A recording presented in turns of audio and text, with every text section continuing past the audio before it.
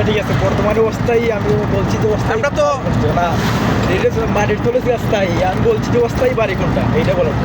অবস্থাই কইছেন, অবস্থাই কেন আমি বুঝছি না। না না, বর্তমানে তো মাটির তলে তো সবাই জানি আমরা, আমরা সবাই মাটির তলে যাইছে ওগুলো আমরা জানি। হ্যাঁ বর্তমানে তো আমরা অবস্থায় মধ্যে আছি, তো অবস্থায় কোনটা? ওটা ওটা ওটা হতে পারে। অবস্থায় তোর বলছি, আমি তো আর বাইরে তো আমরা সবাই জানি যে মাটির তলে আমরা সবার বাড়ি আর জানি, তো অবস্থায় কোনটা? আমার বাড়ি বিশাল। আমি ছোটবেলা থেকে ঢাকা পড়াশোনা করি এবং এটা পড়াই ঢাকা। দেখান ঢাকা